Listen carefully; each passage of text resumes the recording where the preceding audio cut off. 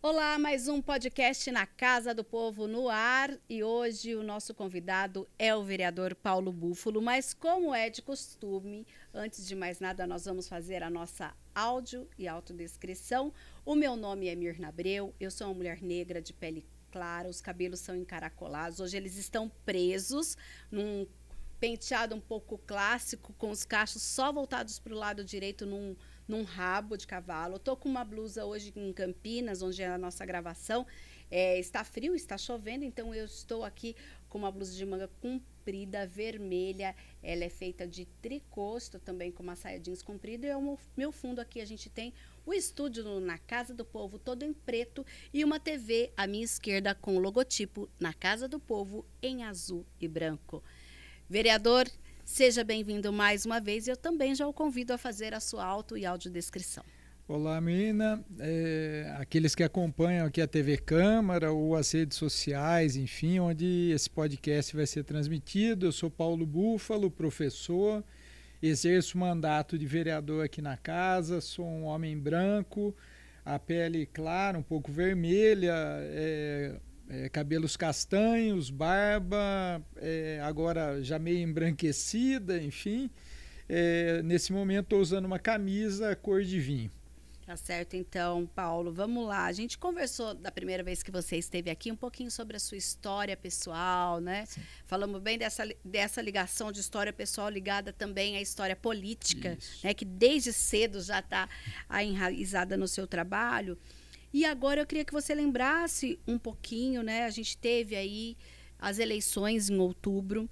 Você teve 3.173 votos e é o primeiro suplente do PSOL, né?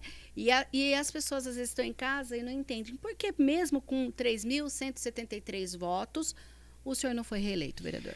Não, essa é uma questão do chamado coeficiente eleitoral, né? Um cálculo que é uma composição que não é simples, né, de explicarmos, mas é o que define a legislação eleitoral, porque a definição do número de cadeiras por partido ou por federações, enfim, né, ela ocorre mediante a soma dos votos na legenda, mais os votos em todos os candidatos e candidatas, independente do número, e isso vai definir, né, um coeficiente em função do número de votos válidos na cidade e, portanto, definindo a composição das cadeiras. Sim. O PSOL e na federação PSOL-Rede continua tendo 2 cadeiras, porém eu fui substituído na casa, serei substituído no próximo período, na próxima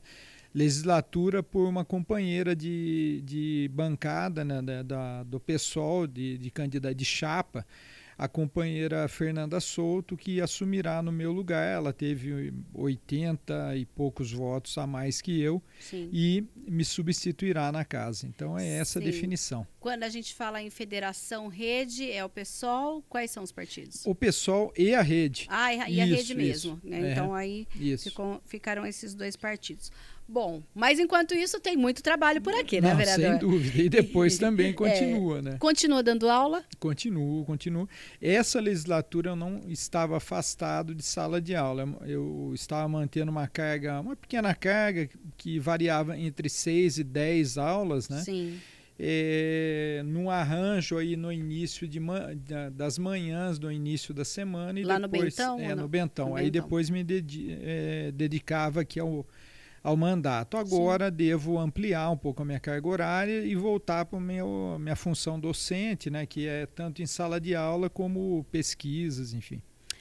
Vereador, recentemente a gente teve aí, tem ainda na grande mídia, esse assunto chamado, né, emergências climáticas, o que está acontecendo com o mundo e uma série de coisas. Mas o senhor já tinha proposto bem antes até de alguns acontecimentos mais, né, que aí todo mundo começou a falar de problema, né, principalmente antes da eleição. O senhor já havia proposto, já tinha iniciado, inclusive, várias discussões em relação à frente parlamentar de enfrentamento aos efeitos da emergência climática. Isso. Primeiro me fala dessa proposta, né? E quando a gente faz o recorte de Campinas, qual que é a importância da gente ter uma Câmara como a nossa, discutindo esses temas, puxando, claro, o macro, mas sempre também com um olhar no micro, quer dizer, no que acontece na nossa cidade. Veja só, Mirna, ao longo da nossa trajetória, sempre um dos eixos assim próximos dos nossos mandatos foi essa questão ambiental, né, que envolve, tem uma dimensão ampla isso, né, tanto do ponto de vista de recursos hídricos, da questão da proteção e bem-estar animal, a questão climática em si, então vários aspectos. Nesse mandato aqui, nós, desde a primeira hora, nos dedicamos a um olhar assim a esses efeitos daquilo que se chama emergência climática hoje, porque ao longo desse período, né, nós vimos, assim, das últimas décadas, nós vimos isso, ele ter um crescimento dos alertas, passando pelas mudanças e chegando até o que se chama de emergência climática.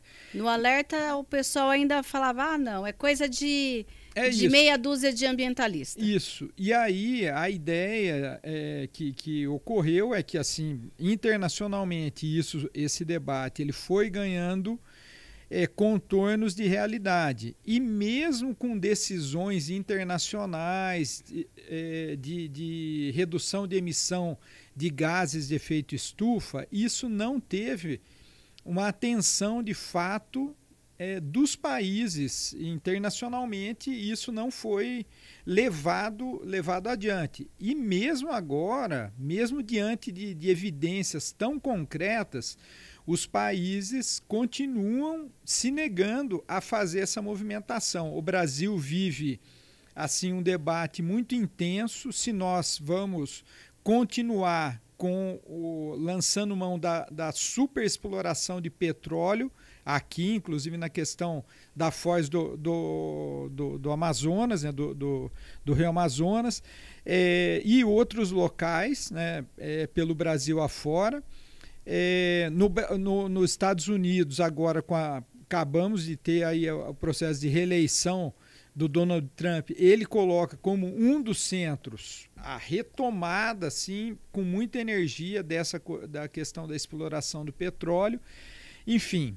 E essa é uma das principais fontes de emissão de gases de efeito estufa. Então, diante desse cenário, nós, aqui no início do mandato, nós fizemos uma comissão de estudos sobre políticas públicas para enfrentamento a alagamentos e enchentes. Sim. Depois eu estive também relatando uma comissão de estudos do Distrito do Campo Grande, que voltamos a debater a questão hídrica, porque aquela região... A APA, tudo...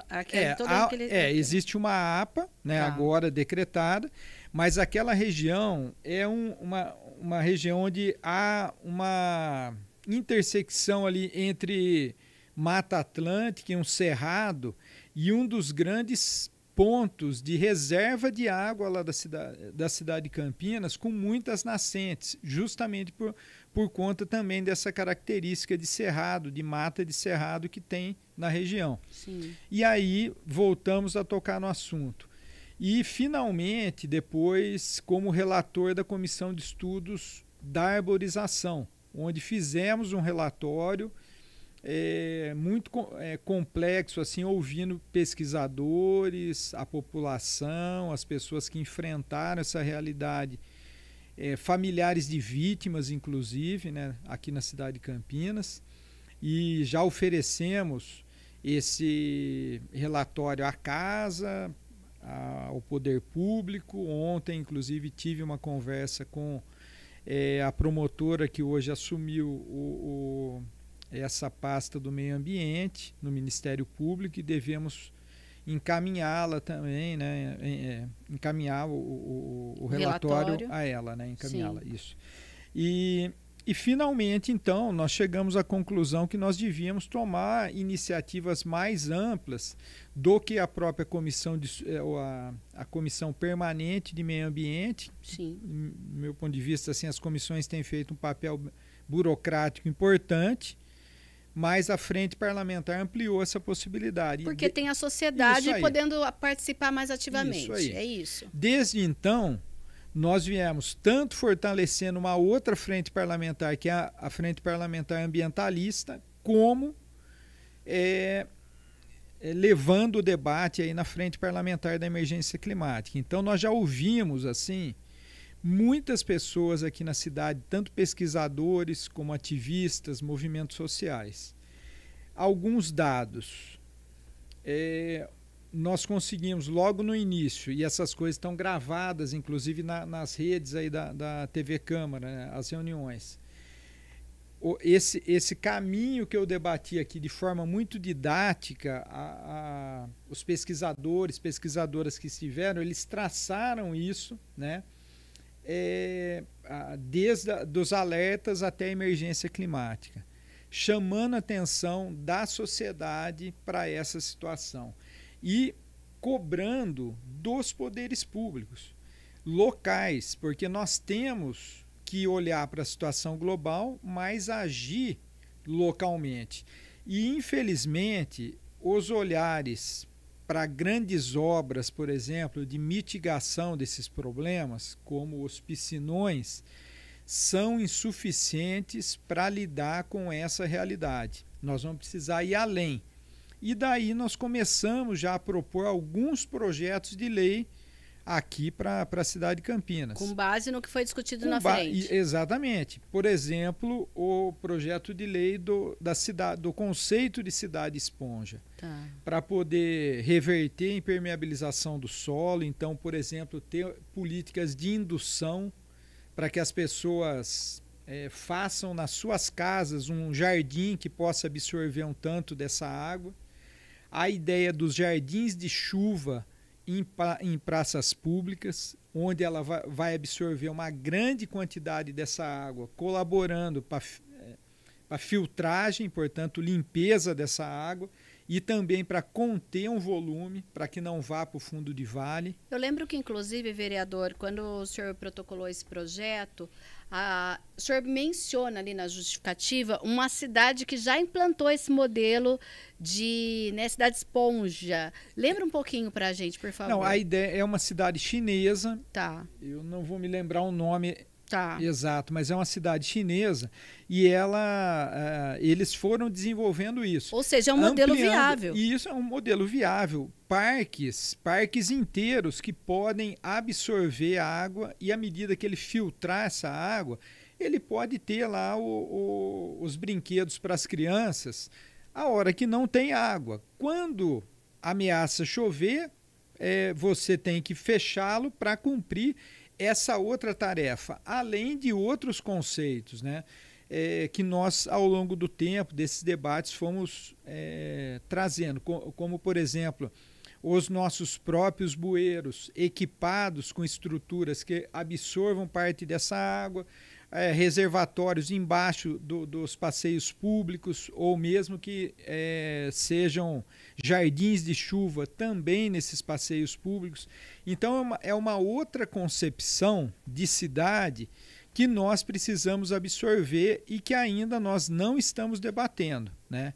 Eu me lembro que no passado as pessoas falavam a concretar, impermeabilizar era símbolo de limpeza, inclusive os nossos córregos. Hoje isso virou uma situação dramática, porque vencido o canal reservado para o córrego, a água sai para fora, causa vítimas, enfim. É isso que nós estamos vendo acontecer na cidade. Sim. Então nós precisamos repensar esse modelo.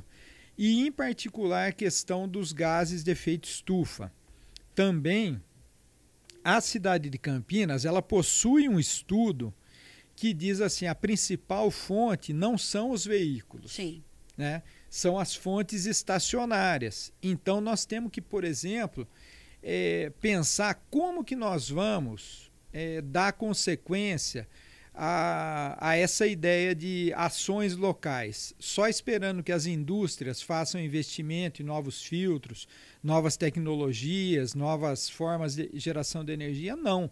É preciso que a cidade tenha um plantio ordenado de árvores, que ela possa preservar suas áreas rurais, possa recuperar as suas florestas urbanas, mas também em meios rurais, e as pessoas elas sejam beneficiadas, inclusive, por isso, né? Por isso que hoje eu acho que a frente trouxe um subsídio muito importante para contrapor essa ideia de expansão urbana da cidade de Campinas. Já há o debate de que nós temos vazios urbanos suficientes para atender a demanda habitacional, mas nós queremos acrescentar esses aspectos da emergência climática para dizer o seguinte: a cidade de Campinas ela não precisa expandir a sua área urbana e não pode fazer isso. Ela Sim. tem que reservar essas áreas rurais para esse papel, né? Esse Sim. papel de cuidado com ambiental, né, frente à emergência climática. Apesar dela ter um formato diferente das comissões especiais de estudo, que particularmente tem, por exemplo, a participação efetiva de vereadores e tem um relatório final, tem um prazo, é uma outra questão. A frente parlamentar ela não tem prazo, mas ela também não exige o relatório final. Mas mesmo assim, o senhor acha que é possível preparar um documento com base no que a frente parlamentar discutiu ao longo desse trabalho? Olha, possivelmente, Mina, nós façamos algo desse tipo para deixar para casa, para deixar se algum vereador, inclusive vereadora, irá assumir essa frente parlamentar e tocar o barco.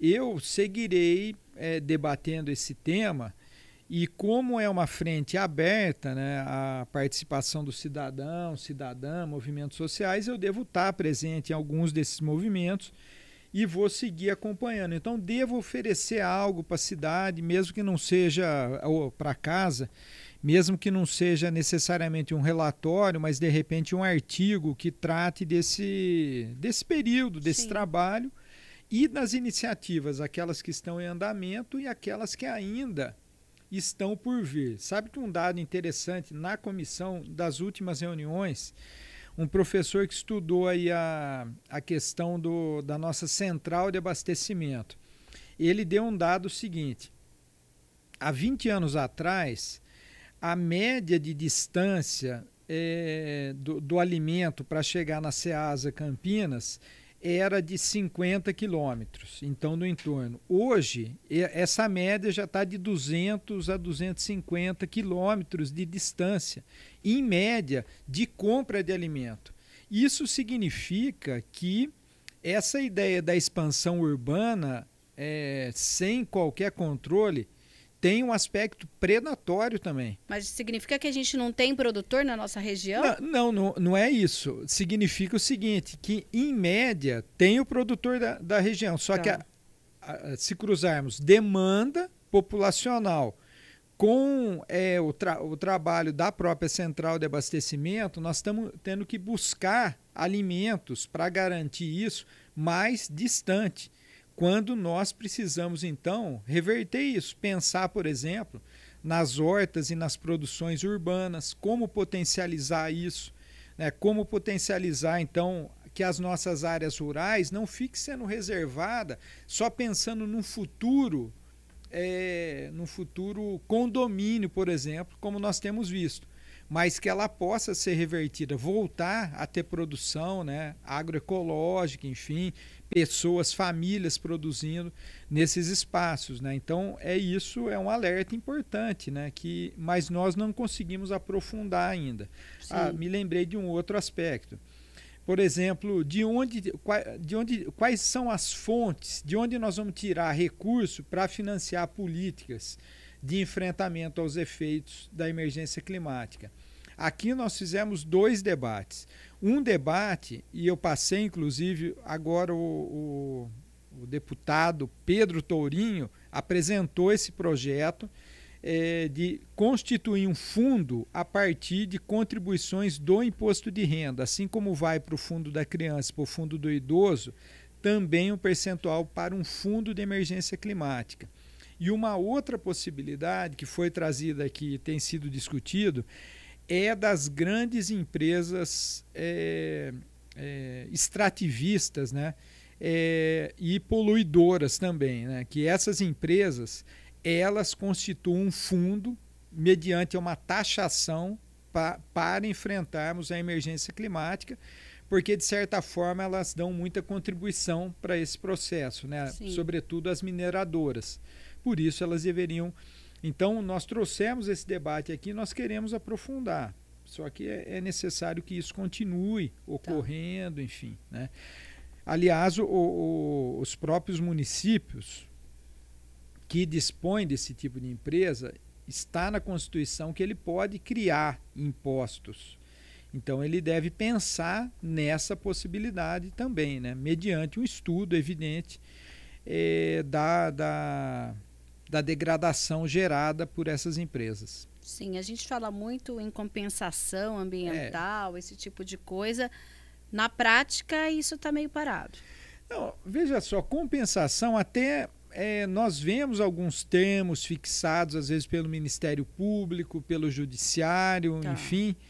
Mas ainda, no meu ponto de vista, nós precisamos ainda alinhar como que essa situação reverte de fato para a população. Reverte de fato como uma compensação. Porque às vezes o cara constrói ali no local, na margem de um curso d'água, aterra aquele curso d'água, depois ele é condenado a plantar, sei lá, milhares de árvores em algum local. Aí ele planta, aí vem um incêndio, leva todas essas mudas embora. Então, entre outras coisas, nós precisamos prever um prazo para que essas empresas, por exemplo, fizessem um cuidado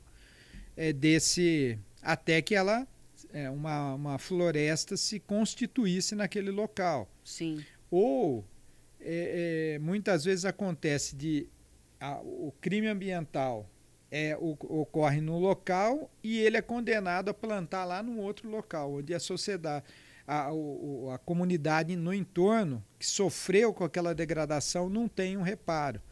Então tudo isso eu acho que precisa ser revisto. E tem uma situação, Mirna, o Estado brasileiro, ele com a questão de possibilitar compensações do tipo assim, você compensa plantando isso, plantando aquilo, e não sendo condenado a pagar, arcar financeiramente de fato, né, o Estado brasileiro acaba abrindo mão de muitos recursos que ele poderia utilizar, por exemplo, para combater outros crimes ambientais e outras situações. Sim. Então, acho que é uma discussão, inclusive, que nós precisamos fazer. É muita remissão, é muito perdão, é muita, sabe, é muito benefício para quem comete crime, né, e depois não quer pagar. Ou seja, acaba não amedrontando ninguém. É verdade. Aí fica lamentando, mas eu vou fechar a minha empresa. Então vamos mudar a concepção, né? Do critério, inclusive, pensar, inclusive, o nosso modo de produção, né?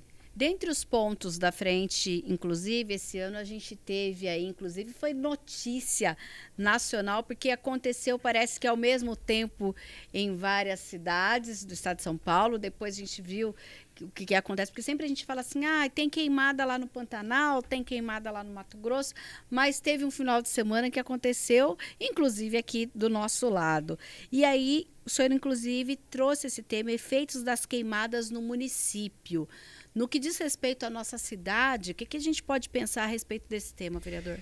Não, esse tema em particular tem, infelizmente, a combinação de dois problemas. A questão da falta de água em si, da seca severa que atingiu o estado de São Paulo e a nossa região, combinado com uma ação política de um setor da política nacional que foi estimulado assim pela extrema-direita no país. Nós não podemos abrir mão disso. Sim. Então, essa questão é uma questão de emergência climática, mas é também uma questão criminal. né, esses incêndios criminosos, como nós vimos, vários registros, inclusive na cidade de Campinas, onde o Ministério Público, inclusive, tem um inquérito aberto apurando essa situação específica. Então, lamentável que aí, nesse caso, né, nós vamos ter que lidar com isso também, com um problema climático, e aí ações concretas, por exemplo, a constituição de aceiros no entorno das nossas matas, das nossas florestas, a questão da regularização e reconhecimento das nossas brigadas populares aí de enfrentamento, né, porque elas são também preventivas, elas trabalham com educação ambiental, equipá-las inclusive para realizar isso, ter um orçamento mais planejado e mais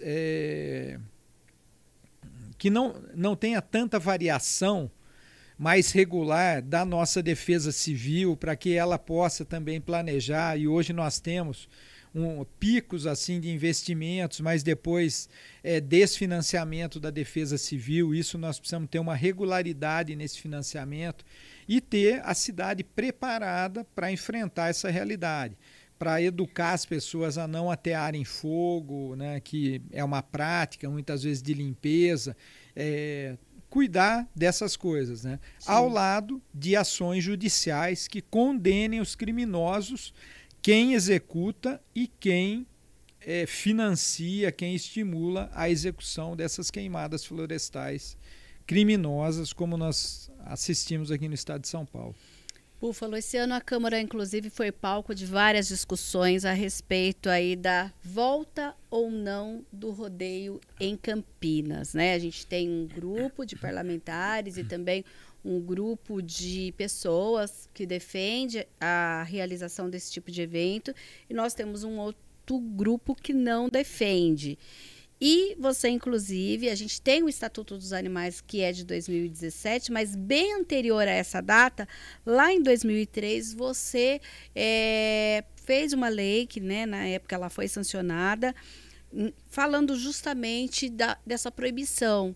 Eu queria que você lembrasse o momento de 2003, né, que quando teve digamos, esse clamor para que a cidade não tivesse esse tipo de evento, e agora, né, 21 anos depois, qual que é essa análise que você faz da Campinas atual e qual é hoje sua posição a respeito disso?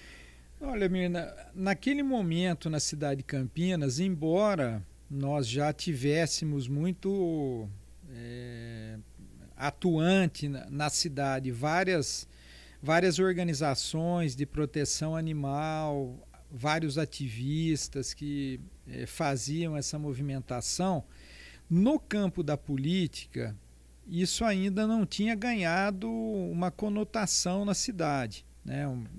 Uma expressão, vamos dizer assim. E eu já vinha fazendo umas discussões, eu estava no meu primeiro mandato, algumas discussões no que dizia respeito à criação de um conselho municipal de proteção e bem-estar animal, porque eu atuei com... Até então não existia o conselho, não tinha? Não, tá. Como eu atuei com o ex-vereador Signorelli, né, diretamente no mandato dele, enfim, colaborando no mandato, ele já vinha fazendo esse debate do passado. E nós vínhamos acompanhando, isso ainda não estava regulamentado, enfim, na cidade, vinha ainda tendo esse debate. E houve um episódio que acabou comovendo aqui. Um circo foi embora da cidade, abandonou 2 leões aqui, um deles veio a óbito, o outro foi levado para um santuário, me parece, mas isso gerou uma comoção. E aí, nesse debate com alguns ativistas aqui, surgiu a ideia, olha, vamos proibir então eventos que causem maus tratos aos animais. Então não era só rodeio naquele momento? Não, tá. Tinha o rodeio, mas tinha a questão dos circos e outros parques, por exemplo, E desde então, nós fizemos essa tramitação, passou isso na Câmara Municipal em 2003, foi sancionado pela então prefeita Isalene, e desde então esse tema, no mandato seguinte, inclusive, teve um ativista, o Feliciano, que foi eleito aqui na casa, foi vereador, ele já vinha dessa atuação na causa animal, ele propôs um outro arcabouço aqui, várias legislações, mas desde então nós também assumimos isso. Então eu fui autor dessa lei, ajudei na regulamentação do projeto que instituiu o Conselho de Proteção e Bem-Estar Animal, fiz a lei que proibiu o chumbinho, depois que proibiu a soltura de fogos, Hoje todas elas estão no estatuto? Isso, a maioria sim. Tá. A lei que determinou o emplacamento de vias sujeitas de cruzamento de animais silvestres, embora agora eles já estejam por toda a cidade. Ontem eu estava chegando em casa, inclusive, eram umas 22 horas, muito próximo ali, um saruezinho cruzou a frente do carro, no meio do bairro, aqui próximo, inclusive. Sim. Então, esses cuidados nós precisamos ir aprimorando com frequência isso. Depois vem então o estatuto. Eu era vereador também à época, participei desse processo onde unificou-se. Na questão rodeios, naquela época, mais de 20 anos, a legislação passou e só depois ela começa a ser atacada, vamos dizer assim, tanto pelo grupo de pessoas que organizam rodeios, como por grupos circenses aqui da cidade. Tá.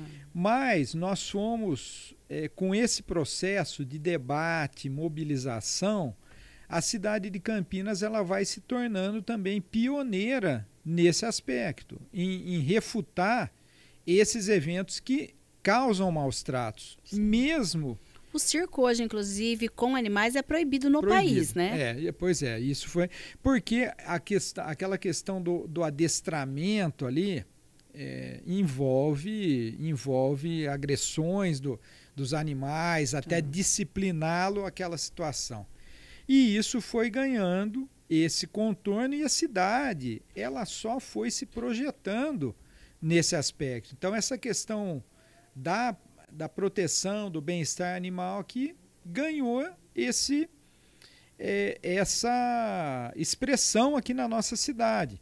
E nós fomos, então, avançando nisso e, ao longo de 20 anos, enfrentamos 2 ou 3 vezes esse debate muito forte na Câmara Municipal, mas que não prosperou. E eu espero que agora também não vá adiante, porque por mais que se diga do investimento em medicina veterinária, de tecnologias, de equipamento, de cuidado desses animais fora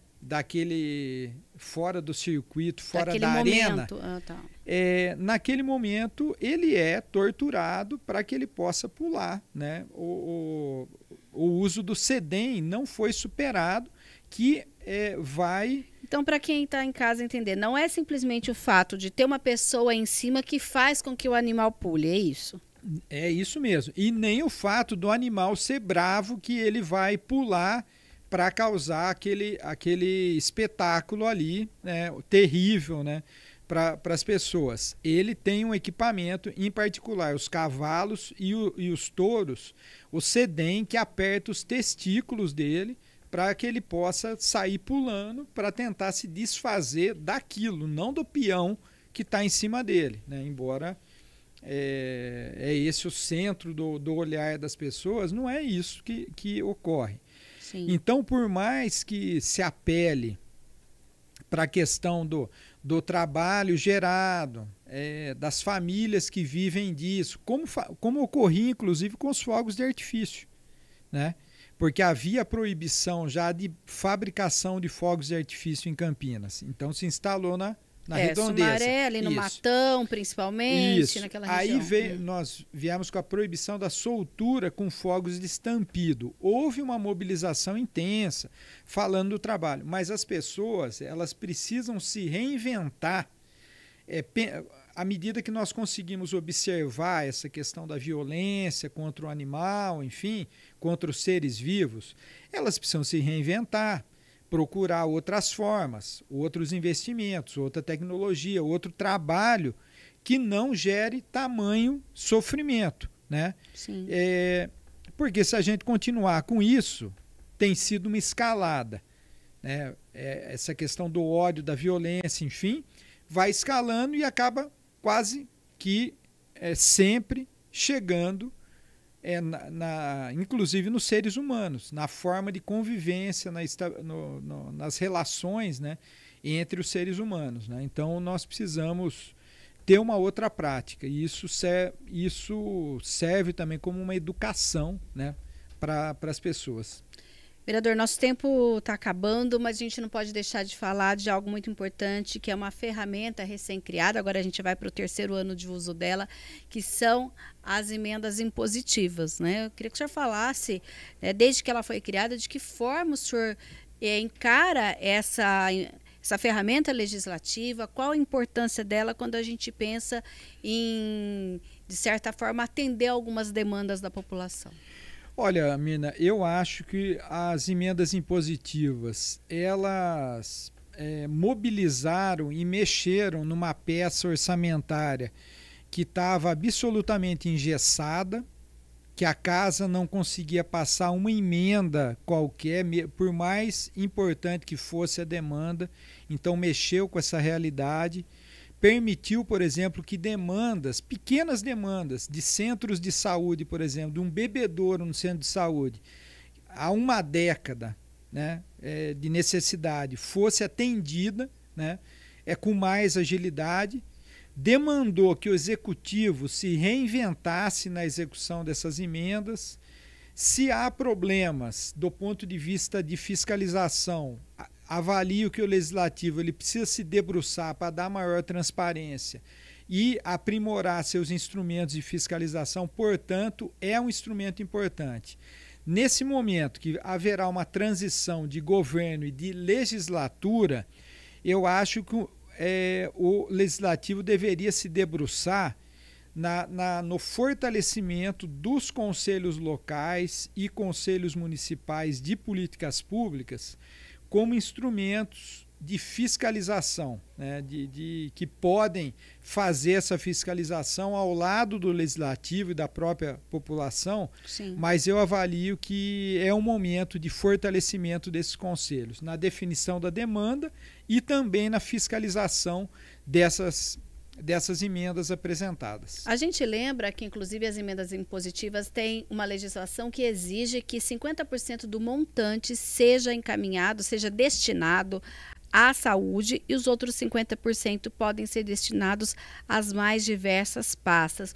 O nosso Conselho Municipal de Saúde, também nós temos os conselhos locais, eles podem estar mais de perto, como o senhor disse, fiscalizando essas demandas? Não, sem dúvida. É recomendável, inclusive, que os parlamentares possam ouvir os conselhos locais, porque eles vão fiscalizar lá no centro de saúde, possam ouvir o movimento popular de saúde, o conselho municipal, além dos demais. O debate é a questão central. Não tem problema ouvir as entidades, os hospitais conveniados com o SUS aqui na cidade de Campinas, ouvir a secretaria, mas esses órgãos, os conselhos, né, eles podem cumprir esse papel de apontar uma demanda de forma assertiva, de fazer a fiscalização, né, porque eles devem ser respeitados como o centro da política pública, do Sistema Único de Saúde. Sim. O gestor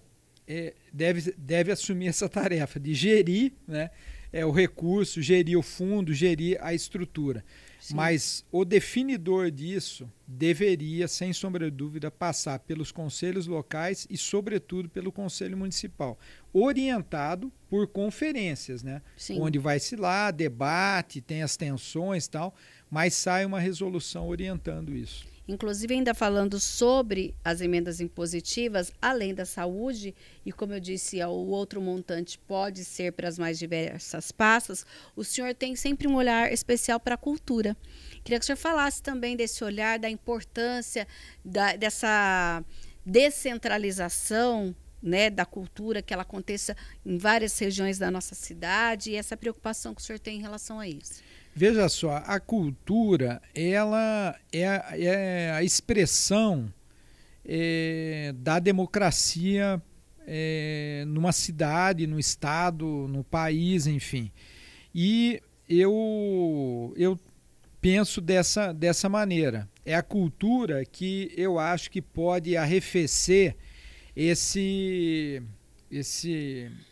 crescimento do ódio, esse crescimento da intolerância no país. Passa também pela educação, pelo cuidado ambiental, por outras questões. Mas a cultura, eu acho que tem um papel estratégico nisso. Por isso, a ideia da gente aportar recursos, né?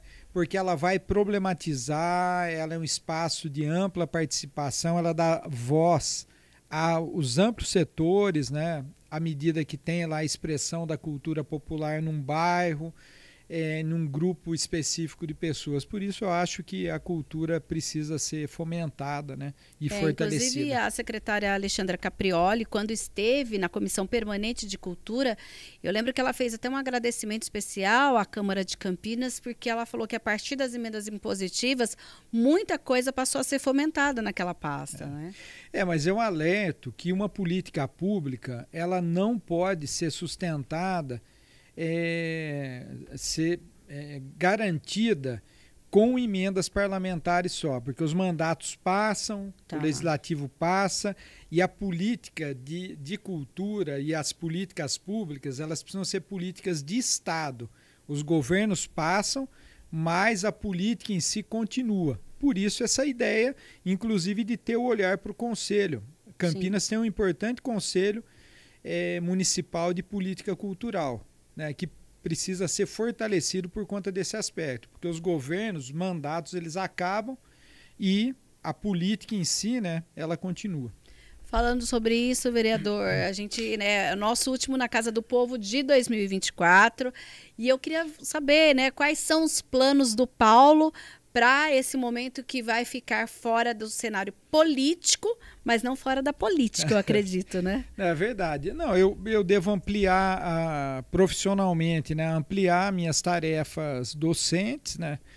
É evidente que retomo também alguns projetos de pesquisa nessa área, em áreas que nós nos preocupamos, né? Devo atuar junto aos movimentos sociais, seguirei construindo o PSOL, né? Tenho tarefas partidárias e devo seguir nessa tarefa, nesse papel aí, né? Então, certo. Militando. Hoje o PSOL, ele cresceu bastante aqui em Campinas ou não? Não, ele cresceu. Não quanto a gente acha que deveria, mas nesse momento é fundamental, né? Nós inclusive refletimos sobre essa atuação da esquerda, dos lutadores sociais, enfim, né? Onde diante dos resultados eleitorais do país, né? Porque na verdade nós nos preocupamos, eu me preocupo muito, é evidente que com o exercício do mandato, com a cidade. Mas a nossa ideia... O senhor vem daquela ruptura do PT, é isso? Não? 2005, nós rompemos com o PT, eu estava exercendo o mandato, inclusive, e viemos construir o PSOL. E ao longo desse período, nós atuamos juntos, inclusive no último processo eleitoral, né? Mediante uma leitura da necessidade que nós temos, né? Nós nunca abandonamos o nosso projeto de fundo, que é fazer a Revolução Brasileira. Mas os caminhos para isso é que nós pensamos como realizar. E às vezes essas posições acabam destoando.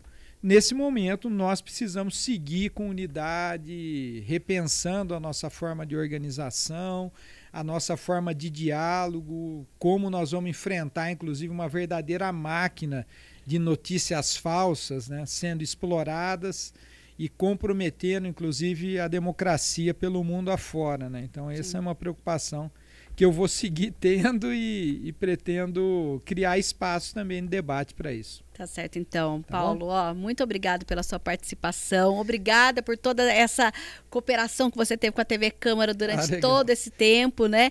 E nós estamos aqui sempre prontos a ouvi-lo, né? Seja você sempre muito bem-vindo aqui, viu? Legal, eu aqui agradeço, né, Mirna, a você, a toda a equipe da TV Câmara.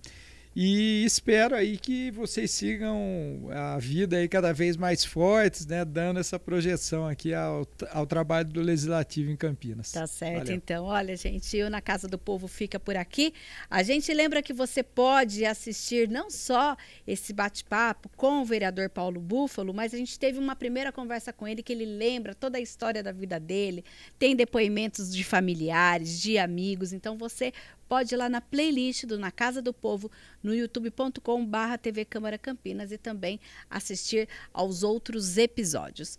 E o Na Casa do Povo fica por aqui, lembrando que você continua na programação da TV Câmara Campinas, nos canais 11.3, 4 da NET, 9 da Vivo e eu vou repetir, youtube.com/TV Câmara Campinas.